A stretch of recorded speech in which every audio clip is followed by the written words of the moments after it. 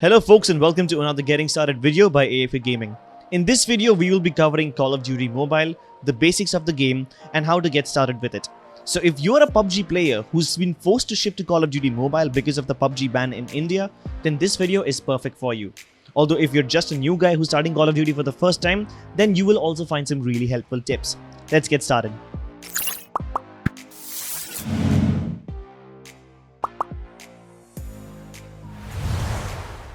The point of this video is to point out some of the key differences between PUBG and Call of Duty and help you get settled into the game so that you can start kicking ass faster. The first and foremost thing, as soon as you finish the tutorial of the game, you will be asked to choose between a simple and an advanced mode of aiming. Please choose the advanced mode. The simple one just downright sucks. Next, as you start playing, you will also start to unlock free rewards. Please do not forget to claim these rewards. Go ahead, click on the star button underneath your name and claim these rewards, claim the weapons because they are actually really helpful. You do not want to be stuck playing with the default M4 which you get at the start of the game. It's not that good, to be honest. You will not just need to unlock new weapons, but you will also get to unlock new game modes. When you start the game for the first time, only the frontline and team deathmatch modes will be available to you. Modes like Search and Destroy, Domination, Hardpoint, Terminal, Headquarters, and all of these will be locked. So you will have to play more, grind more, and get these modes unlocked. Now, Call of Duty Mobile also has a Battle Royale mode just like PUBG, but it's really different. There's new vehicles like tanks and helicopters, there's many new weapons, there's a lot of options for customizations, and you can choose between different classes. So it's like a completely different Battle Royale experience than what you would have seen in PUBG. But keep in mind that the Battle Royale mode is never played in tournaments. In Call of Duty tournaments, modes like Search and Destroy, Domination, and Hardpoint are the ones that are taken into consideration.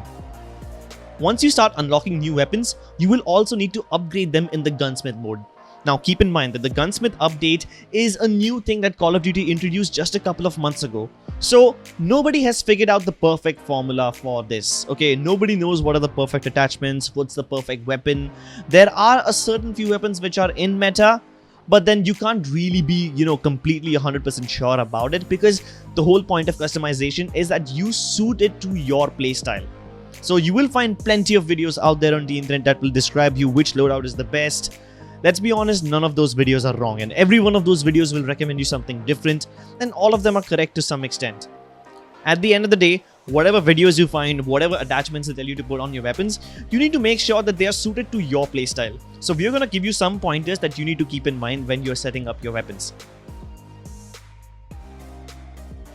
Now, we are not in any position to tell you what button layouts to use because that's a highly personal choice and it really depends upon what you're comfortable with.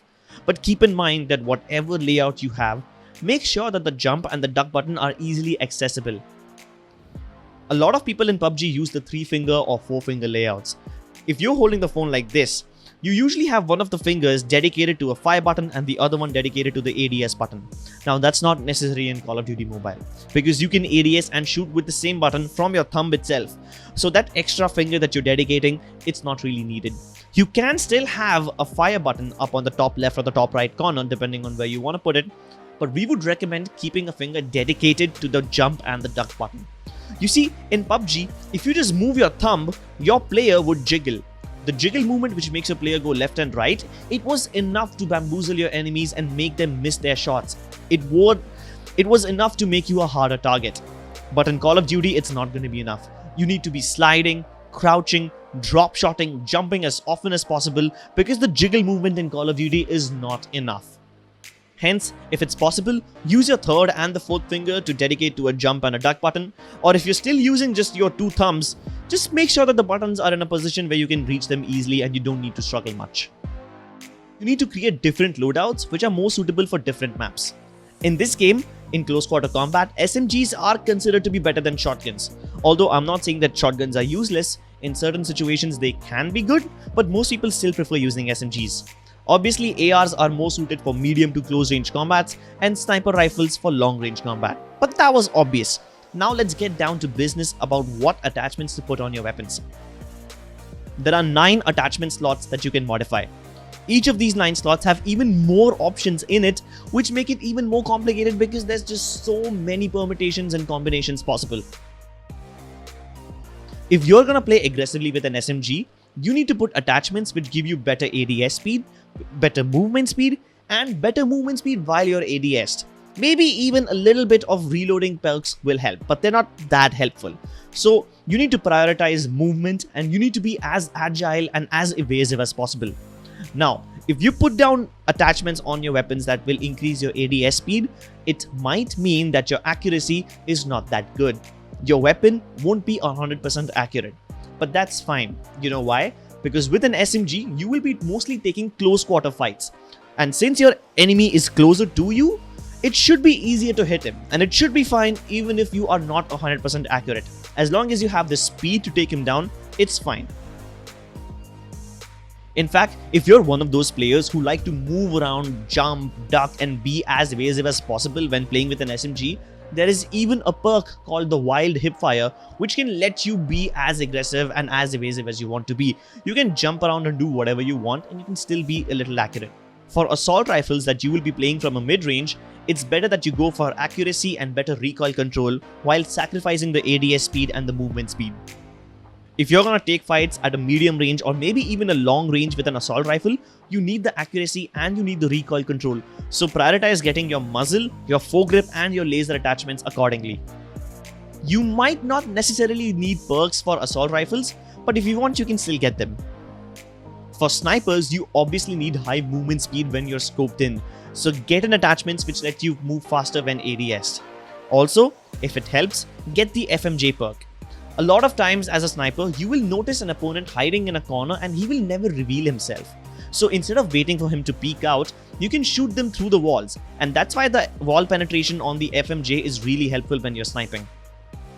If you can do it and if you're comfortable with it, do not attach red dots, holographic sights, 3x, 4x scopes, whatever. Play with your iron sights.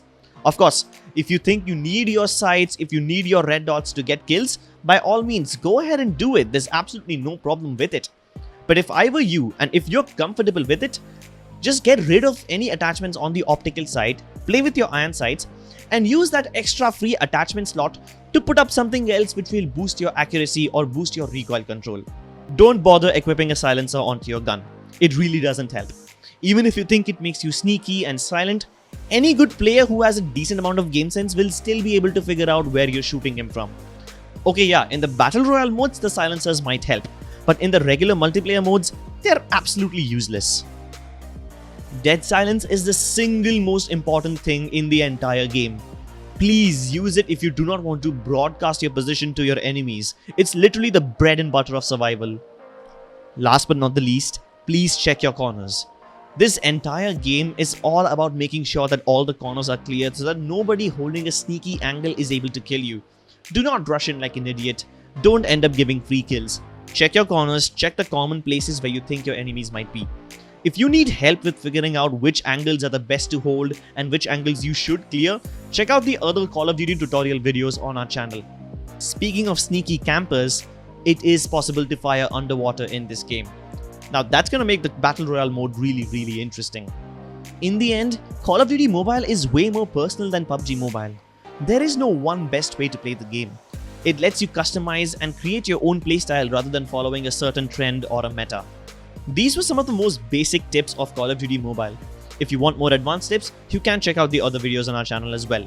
So if you're a PUBG player who's just shifting to Call of Duty Mobile because of the PUBG ban, or if you're an avid gamer who wants to learn the game, we hope you find this video successful. If these tips help you, please let us know in the comments below and like the video.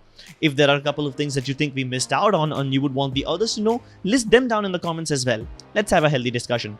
As always, we will see you next time, and don't forget to subscribe to the channel.